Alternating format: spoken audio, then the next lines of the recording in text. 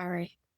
And with that, we're going to get started onto our main session for tonight, which of course is going to be with the wonderful Sara Dong. I will do your introduction, but you're more than welcome to let us know what your PGY level is if you would like. So, as I said, we do have Dr. Dong with us tonight. She is currently a MP faculty now at Harvard, correct? And, what she's known for is merging her clinical expertise with her cutting-edge medical education techniques, in particular, infographics. She's very passionate about using digital education, in particular, social media and infographics, and that's how she actually highlights social, complex infectious disease topics to be able to engage learners at every level. So while we're not focusing on infectious disease, we are trying to mimic what she's doing as in capturing learners from multiple levels and hopefully being able to teach them some kind of cardiology topic. So she's excellent for us to learn from today. She has her own educational platform and podcast series known as Febrile. You might have come across it as a resident. And again, she's using this to deliver those high yield infectious disease insights. So very useful for us. Some things you should also know about her is that she did all her residency training at the Ohio State. The Ohio State. Y'all ever hear football players say that? They would call it the Ohio State. So she came from the Ohio State where she did her residency and her chief residency. And then she did her fellowships at Harvard and Boston Children. So very well educated. And we're very happy to have her. Again, thank you guys all for joining, and especially Dr. Dong. We're looking forward to learning how to transform complex medical information into these very easy read, approachable, visually compelling formats of infographics. And with that, I will hand it over to you. Awesome.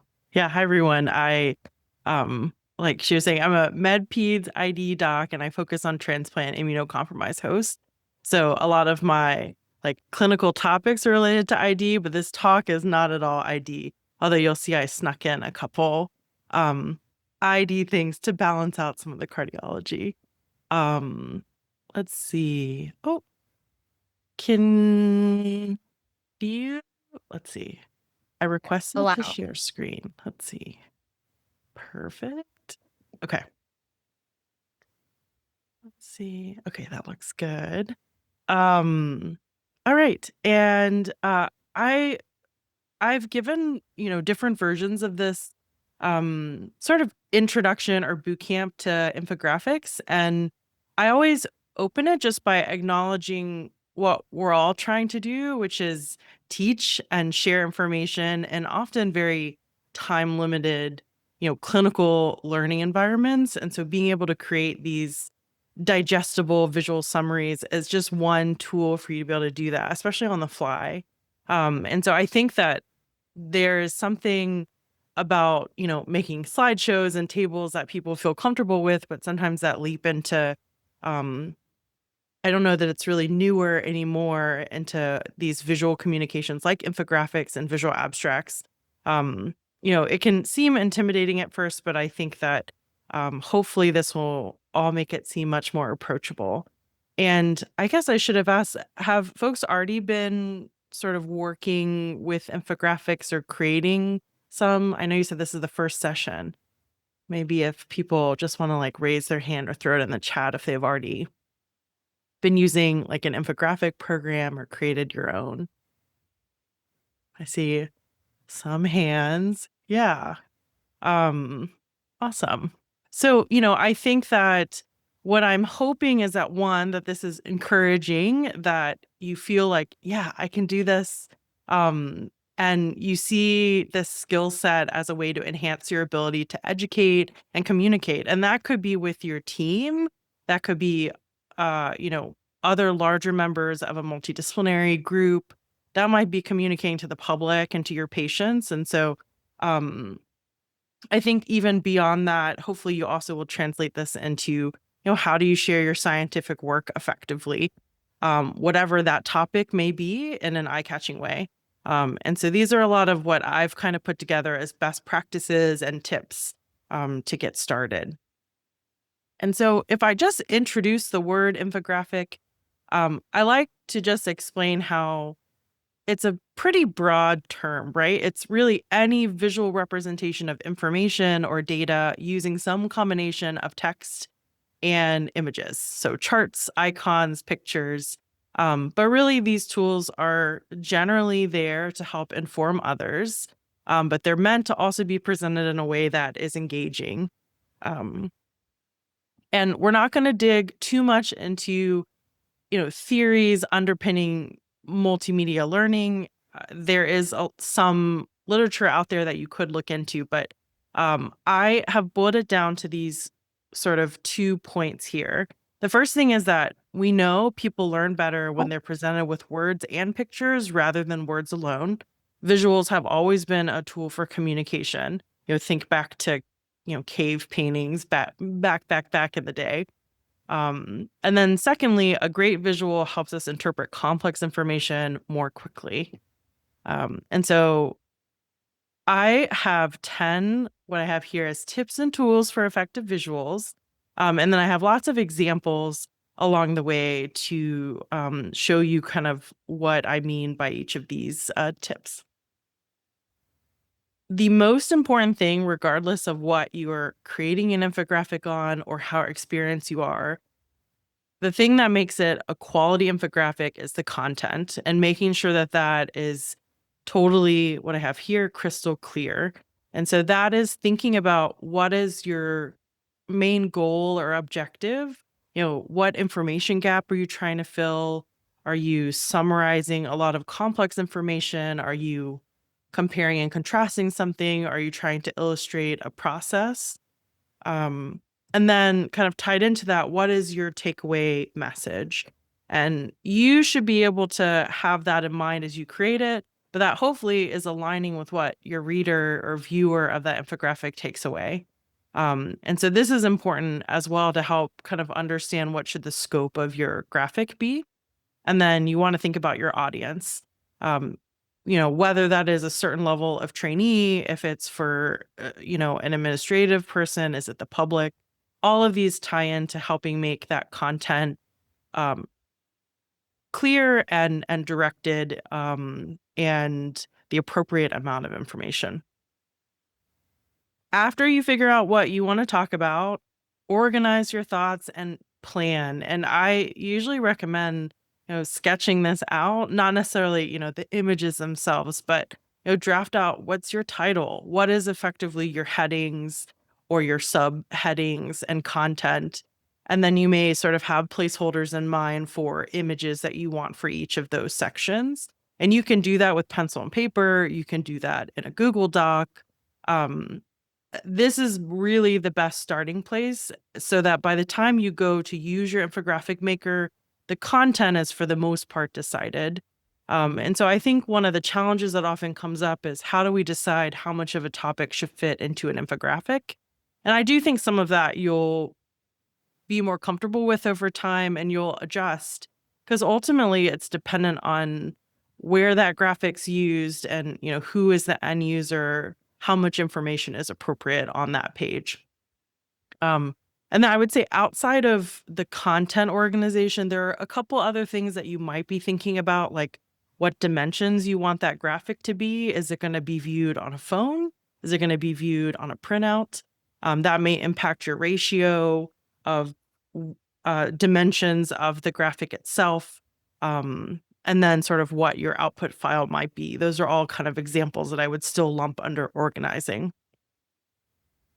And I like to show the variety of infographic types and help just to point out their purposes. And hopefully you can kind of keep these in mind as you start to work on these. Let's see.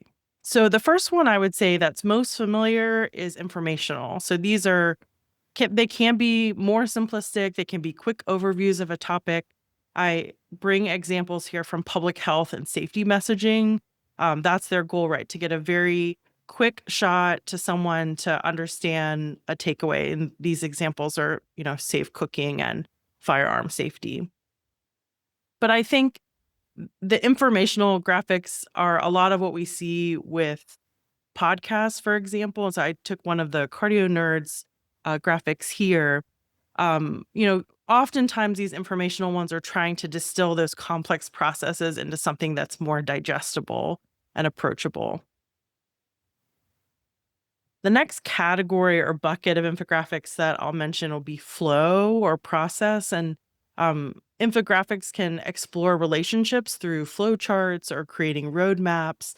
So this one on the left is one from Core IM on penicillin allergy. This one on the right is congenital syphilis, which looks like very busy, but it takes a whole chapter from one of our major textbooks and puts it in one place. And so even though it's a bit busy and doesn't have pictures, it served a very specific purpose. These are just two other wonderful kind of flowchart oriented ones. Another one from Core IM here on the left, and then from BMJ on the right on diabetes meds. And then I have a couple from CardioNerds. I love the flow ones. And somewhat similar to that would be comparison charts. You can show relationships through comparing and contrasting. This is an example from teaching people about CMV that I do a lot in clinical practice, that we made for febrile. And these are some more general ones from the CDC on heat stroke. And you can see here they've given a few statistics about percentage with these little grocery bags here. And then the CardioNerds, there's plenty of examples of comparison ones in the infographic library that's on the CardioNerds page. I just grabbed a couple here, like this one on anticoagulation, stress testing, all kind of combining text, images, check marks, and consolidating a compare and contrast graphic. And then data summary is often used, particularly more so in, say, a public-facing newspaper, right? You visualize large amounts of data. I mostly put this here to point out that a lot of the infographic makers do have things built in. If you are interested in doing, for example, this people person chart here, a lot of those are integrated into some of the web pages, and are nice ways to maybe reconsider how you present some of your information too.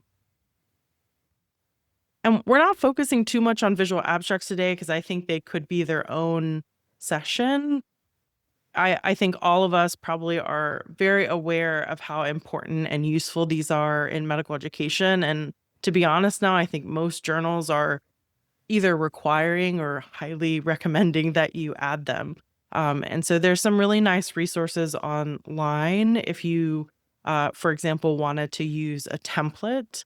And this is another nice image from Jen Spicer and some others back from around COVID times when a lot of the trial data was coming out in visual abstract style.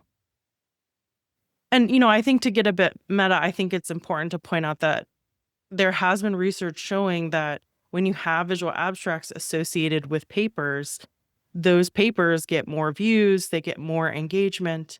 And so there's several versions of that. And this is one of those examples of finding more citations and basically eyeballs on a paper that was associated with a visual abstract. And of course, the CardioNerds journal clubs are really great examples. I have to not put too many in here, but just grabbed a couple examples here. So you'll have tons of excellent examples to refer to as you try to prep and work on these. And this one was, I think, a slightly more recent. Okay. And the last thing is I have just a catch-all bucket for others. I think that a lot of times things are not going to fall into some category. Infographics can be complex and not necessarily a small, quick read. And I give the example of one-pagers from Nick Mark, where he takes pretty big ICU topics and distills them into basically a 1 or 2 page summary of huge topics. And so I'm sure in residency, a lot of folks, and residency and beyond, I should say, have referred to some of these graphics. And, I think in medical education, illness scripts and diagnostic schemas are also something that kind of mixes information with a flow diagram, and occasionally elements of sort of design here that all of this kind of overlaps and doesn't necessarily fit in some specific category. And I show that last category to basically say one size does not fit all. This graphic is by far the most popular thing that I've ever made. I'm an ID doc. This summarizes beta-D-glucan and galactomannan, which is a topic that confuses a lot of people. And you'll notice that there's really not graphics on here. There aren't pictures. It's just a comparison with a lot of text. But it filled a gap that people had when they were trying to teach on the fly and reference things in clinical rounds or other settings. And I think it's just a good example of how infographics can be quite powerful, regardless of what style you use, what images you use. It's all about the content that you're putting out there and being thoughtful with what you create. Okay, so we're going back to our 10 tips. This third one I've put together as just some comments on design and structure. We've talked about having an underlying goal and a general framework. And so I just have a couple tips that have to do with multimedia learning and graphic design. And some of this will be intuitive, and some of it you maybe haven't thought of it specifically, but have appreciated it in graphics that you've looked at. So simplicity and unity is very important, and can really help elevate your graphic. And we know that people learn better when you get rid of extraneous words and pictures. And so this is an example of something that has way too much information about daptomycin, molecular structure, a picture of the vial. So this is just my quote bad example that I created. But there's also other subtle things like how people learn better when words are actually placed next to something in a corresponding graphic rather than a separate legend. So you can kind of compare these two images where the labels for parts of the brain are physically placed near where they correspond rather than separated. And, as you're planning things, the use of hierarchy and sequence in your graphic can really help highlight points and you can show relative importance with things like lines and borders and shape. And I always encourage people to think about flow, like how will someone view your graphic? In general, an English language reader is probably going to start in the top left and go to the bottom right, barring some other direction or thing kind of signaling to them to look elsewhere. And so if you do feel a little bit more design challenged, there also are, tons of templates that are available in many of the infographic makers. And then I'll just put here, this is another kind of principle that we have been sort of talking about where cues and directions can really help highlight essential material. Right. And we aren't talking about specific design programs at the moment. I will say when I give sessions, I almost always teach people how to use Canva. It's free. Has tons and tons of resources built into even the free version. There's lots of, guides, do-it-yourself tips, or people who show you how to use Canva if you want to look up other things as well. But most of these things you can also technically create in a PowerPoint slide and a Google slide. You might draw something on a tablet. It really doesn't matter which one you use as long as you feel comfortable with it. And so I would say, picking one and kind of sticking with it so that you get over that initial learning curve is probably the way to go. But if I had to pick one, I would probably say Canva. And so these are some examples of the various infographic tools that are out there. The only other thing I'll point out is BioRender, which does have a lot of scientific images and icons, especially if you're creating abstracts. The only drawback is a lot of that is not available in the free version. So I always encourage people to look at your library website or university website, because sometimes they'll have a kind of like a group subscription where you can join the group and get access to the paid features if that's something that's really relevant to you, for example, for research. All right. Number 5, color inspiration. So, color theory is a big topic. I don't think which color you use matters that much, but thinking about color purposefully and judiciously is valuable. So trying to limit to certain colors in a graphic, and think about how you might use color to demonstrate emphasis or link things in different locations on the graphic. And the last thing I would say is think about accessibility, right? Like consider the readability of any text that you have. And to be honest, if I look back at old creations that I've made in the infographic space, sometimes the colors that we chose or the background color versus the text color were the things that I often would like to adjust and go back and fix. And so if you are feel like that is challenging and not intuitive, there are some tools online that can help you pick color schemes, build them into your template. It can direct you to complementary colors. If you know, like, hey, I want to use this blue, you can plug in that code. And there are also tools that help you look at color contrast. And I don't have a picture here, but for color blindness. So if you're doing a bar chart, for example, and you want to ensure that someone with color blindness can view your chart and differentiate between columns or colors, there's a lot of websites where you can sort of upload it and it'll give you feedback on that. All right. And then images and icons, which is what people are most excited about usually. You have tons of options for visual elements. I would say that there's kind of two flavors to these. There are images that are not relevant to the data or the information. They're kind of just made to engage your audience. These are examples of two graphics that I've made where you don't really need any of these pictures. It's kind of just made to draw people in. They don't really need a picture of this little liver, but it helps cue people into the hepatic abscess. There's a series of these images, of course, like immediately draw you in and are wonderful. And another great example of kind of combining something eye-catching with content. And, I think there are also going to be graphics where you have images that are critical to understand the information, probably even more so for you, for example, in cardiology versus me in ID. So I think as you are planning icons and images, that's my general advice is how are you using the images to accomplish the mission for that graphic? Are you using that image to replace text, to supplement text? And the last thing I will just really hope, if you don't remember anything else, you'll remember this, is really think about the clarity of anything that you include.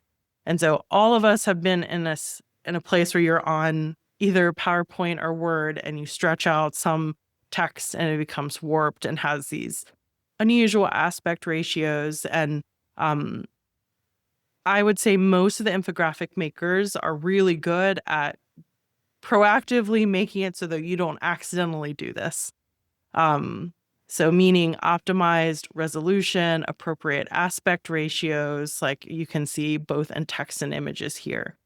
So that is the advantage, I would say, of using something like Canva, is it's very difficult for you to get stuck in that space where you stretched an image or text in a way that is either distorted or confusing or difficult to read. And if you are interested, this paper, Comic Sans or Comic Sense Graphic Design for Clinical Teachers, I have a couple images from that in this paper.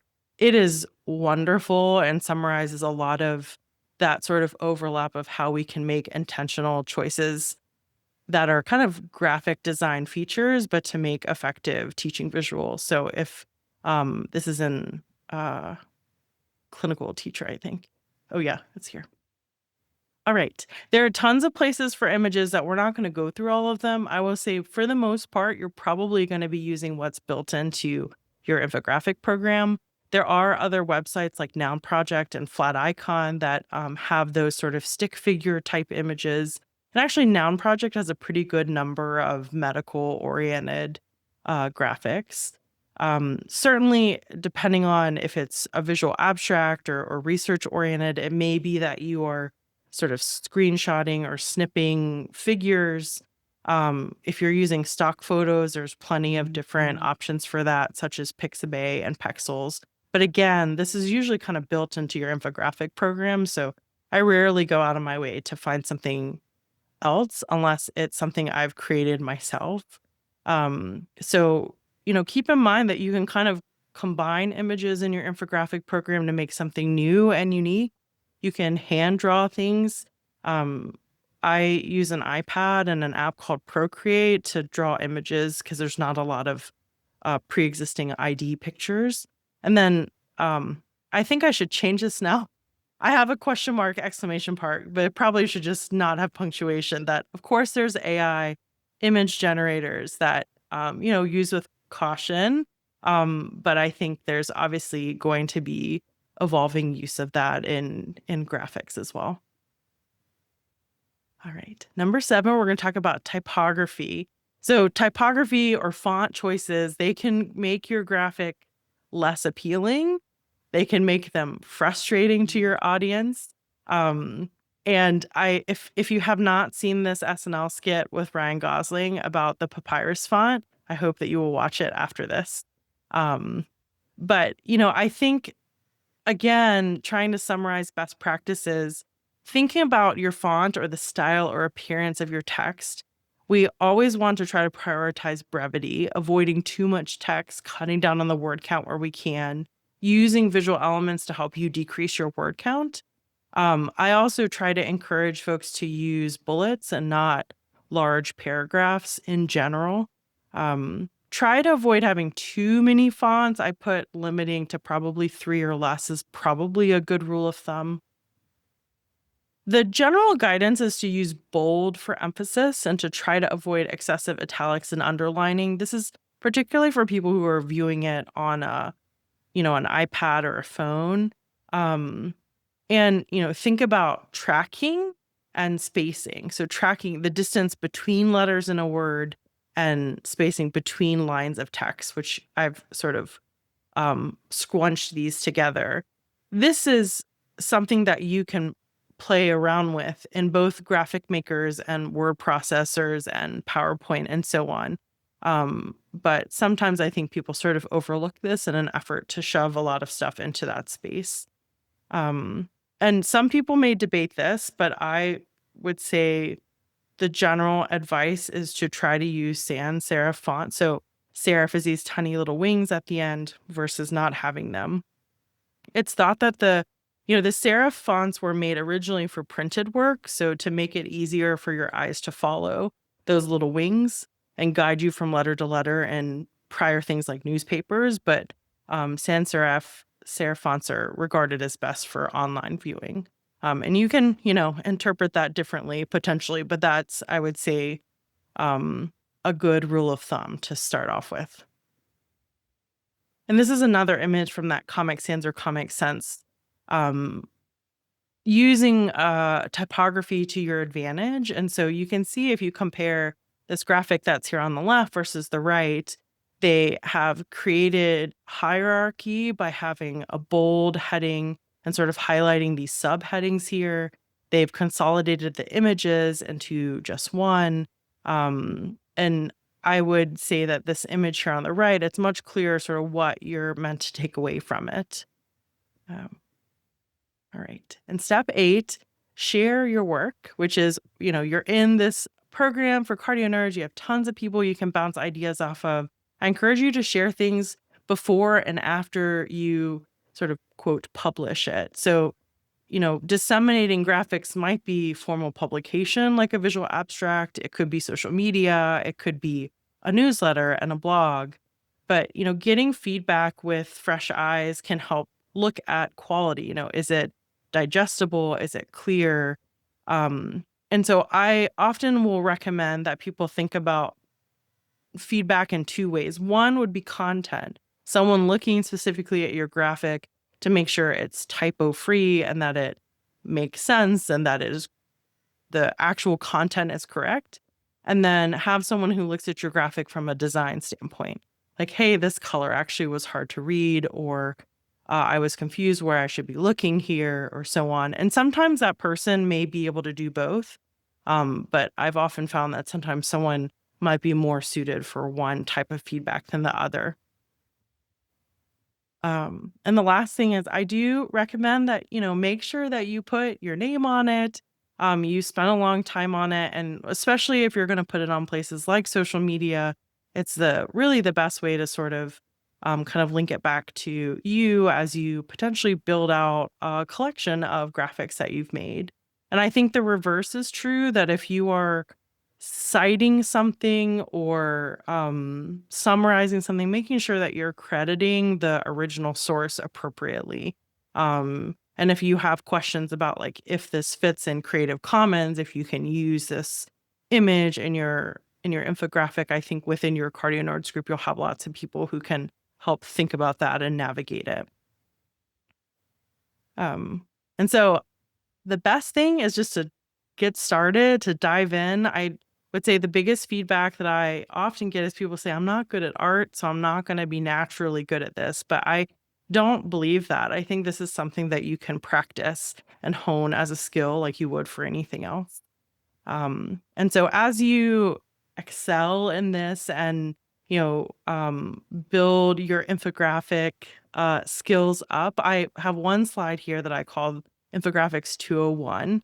And I mean this as a way for you to think about your work and taking it to the next level. So, infographics on the CardioNerds website has its own library, but if you have a particularly large sort of volume of infographics, you can make your own portfolio and save that. And then I would say also having a library of infographics that you will reach for frequently to teach others is useful in sort of formatting that in whatever way is easiest for you to access, say, if you want to talk about a topic on rounds.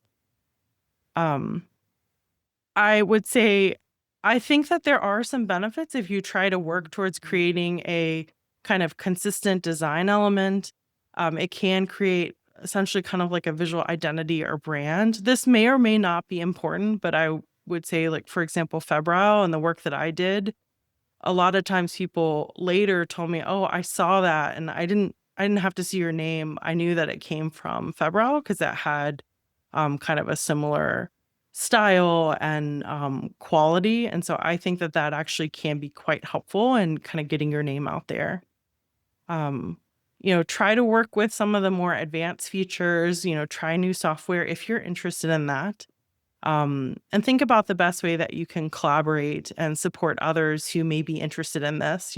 Think about how you can also encourage people to create infographics to teach. I've sometimes assigned infographic creation instead of those, mini talks where someone comes and, you know, explains a topic for 10 minutes, that everyone makes a really quick infographic, and that can be quite fun.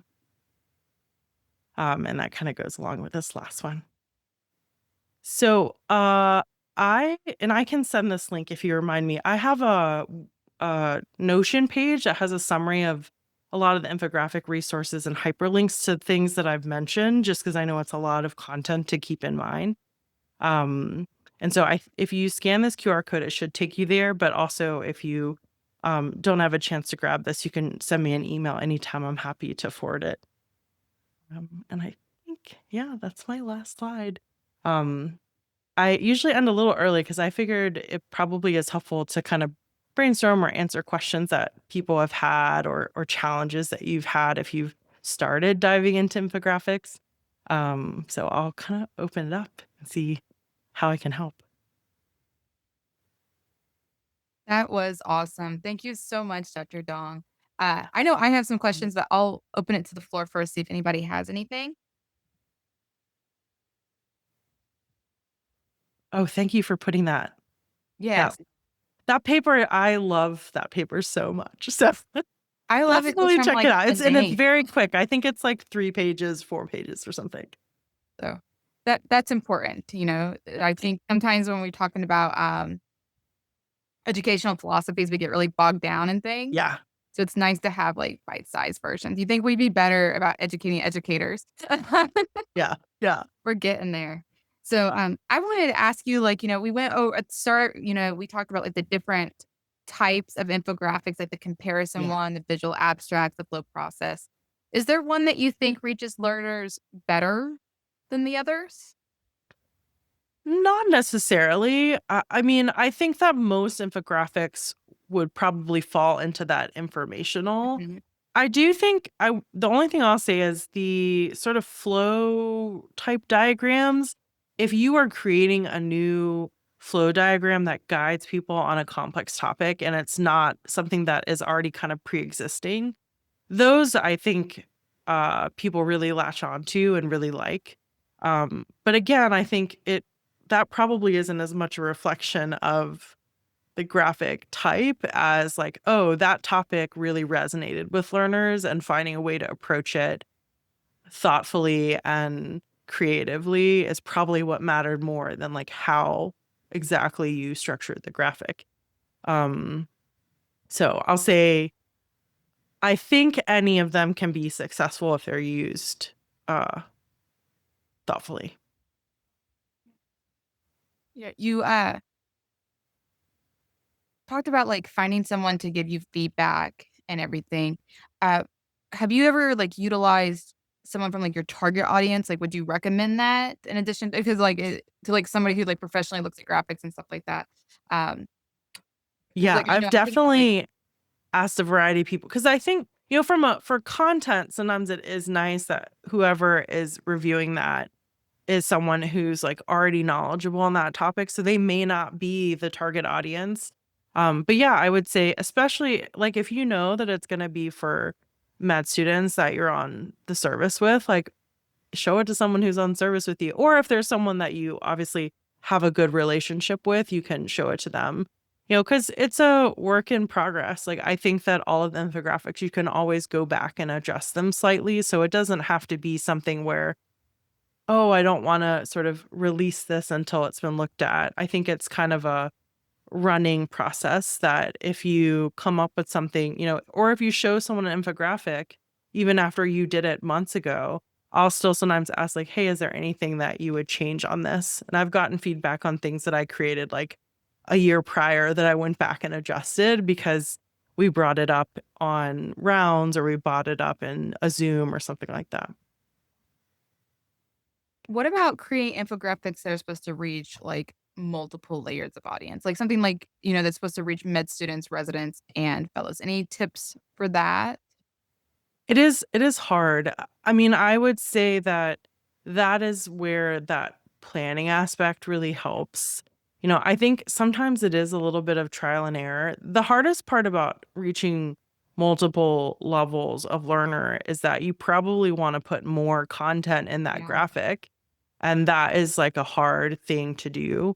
What I've done for topics that sometimes are quite or probably too much for one is that we'll make like a series of like an initial graphic that has an overview. Like here are the 5 types of X, Y, and Z, whatever the topic is, and then make basically kind of like a sub graphic for each of the little buckets that you assigned in that overall overarching one. That sometimes helps, I think, with it gives like a more bird's eye view depending on who's looking at it, but also gives someone a chance to dive deeper if, for example, there are things that maybe a resident it'd be useful to know, but it's too in the weeds for them, but actually is exactly what the fellows need to know. So it's not easy. I think um I still am learning the best way to do that, but that's one way that I've been able to approach it that sometimes helps breaking up the degree of information that's on a graphic. Yeah, yeah. No, I really like that. 'Cause I know some of the mistakes I make is like I just start trying to cram in the detail, and then the text Yeah. gets like really small, and you lose the Yeah. information, or someone tells me like this is not effective anymore. Yeah. So And I think that as you make them, right, like you can make the same graphic and like pull away information and have multiple versions of it. So mhm. I've had uh like basically graphics that have tons of detail, but then the one that just has an overview of like the top 5 things that they need to know from that. And that is probably is enough to sort of bridge that barrier between who needs to know what. And the other thing is like if you were also reorienting an infographic you made for a public facing like patient Yeah. education thing, that also is another similar step that you can kind of what I've liked to do is like keep the design elements the same, like keep the color the same and use your same icons, but you sort of just repurpose the dimensions or the not dimensions, sorry. Uh I'm blanking on words at the moment. Sorry, but the layout you can Yeah. you can adjust. So yeah. And then I saw in the chat, there's Yeah. just a question about Canva. Um, I would say there are various things online that are like how to get started with Canva. There's going to be like YouTube videos and everything else. I'm not sure how many of them are always medical education oriented. And so some of it I would say is just open up a canvas and explore it, like click through all the buttons and see what they are. When we, I often do this infographic session that we call like wine and design, where we make a very simple infographic together.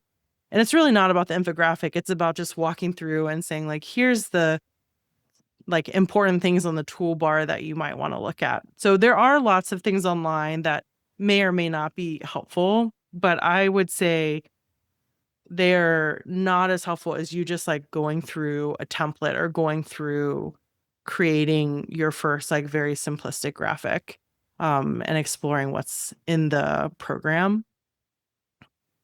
Um, Ideal ratio of content to figures. I don't know that an ideal ratio exists necessarily.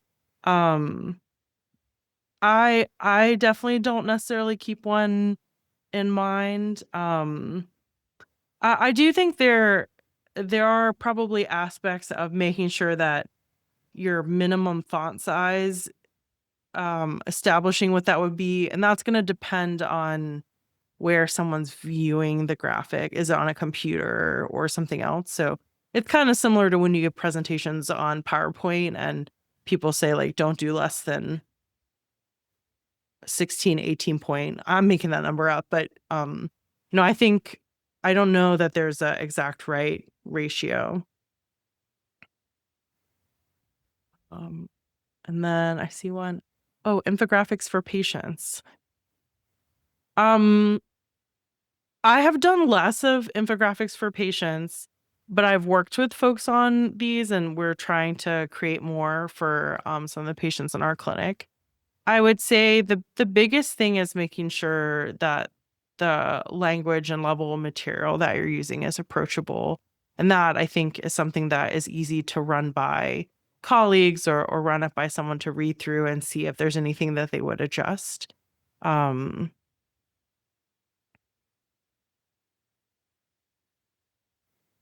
Ritika, that's a good question. Any tips to find recognized areas of knowledge gaps for content that would be useful to a large audience?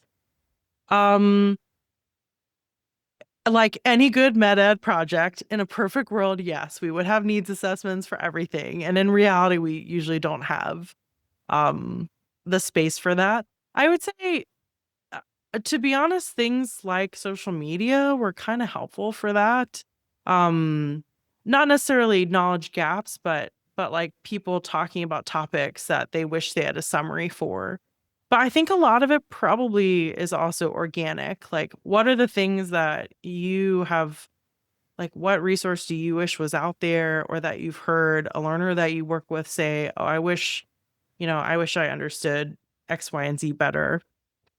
Um, the other thing would be like major national conferences. I think a lot of times those learning sessions can give you a insight into, popular topics that there's gray zones and what things to emphasize versus uh um that we still need to explore. So I'm giving you a vague answer because I think it is hard, and some of that I would say I've gathered by just like trial and error and doing things on social media.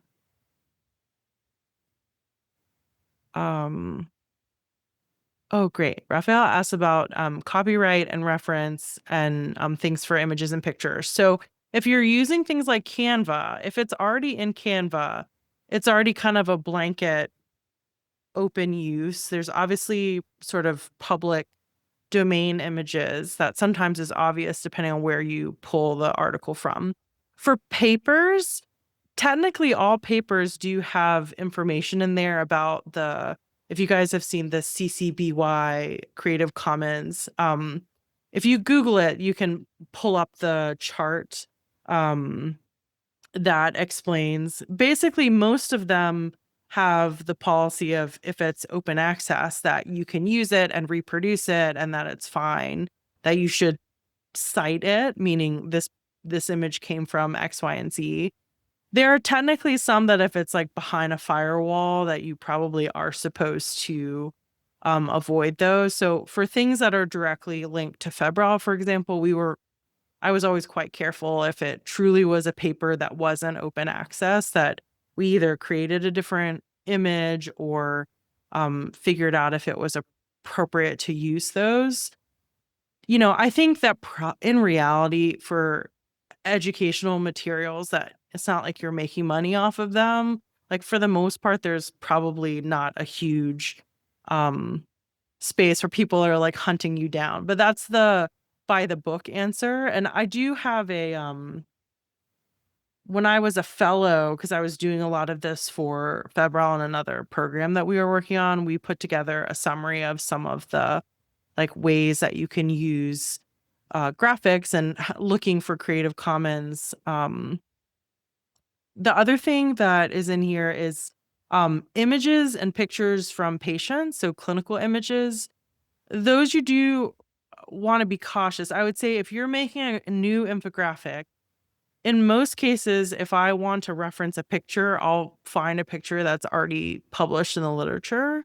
Um, of course, if you have a patient who has signed the releases from your university or your hospital and you've gotten permission and or you're going to publish it, that those things are formal. But outside of that, there are some tips as far as like making sure that you're not posting images that are identifiable. There's also information out there about using radiology images and so on. So it's hard to summarize it all here, but I would say most things, if you start looking for them, you'll see the Creative Commons license on them. And if you let me see if let me pull up my little I'll just post this in the chat. This has like a little bit of, we worked on this a couple years ago, has some information about using published figures and tables and things responsibly. And kind of summarizes where all of that information comes from. Like, what are the things that technically are involved in de-identifying? So hopefully that might be a helpful reference. So I'm sorry I don't have a more comprehensive answer today.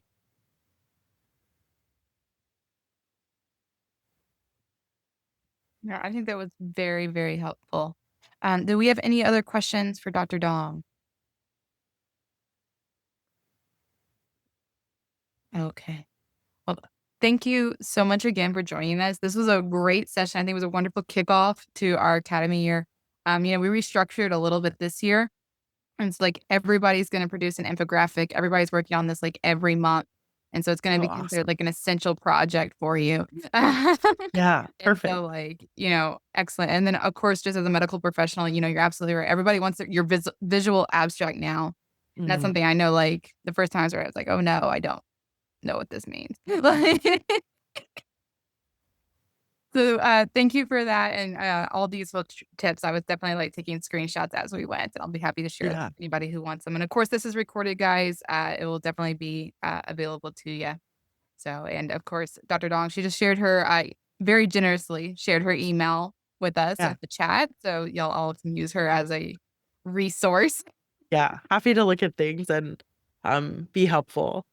I just won't be your content expert unless it's endocarditis, I guess. It's okay. You can be that graphic expert, We have to have multiple, right, for different things. Yeah. Yeah. All Oh, right. awesome. Well, thank you so much, everybody, and we'll see you next time. Thanks, guys. Thank you. Good night, Bye. all.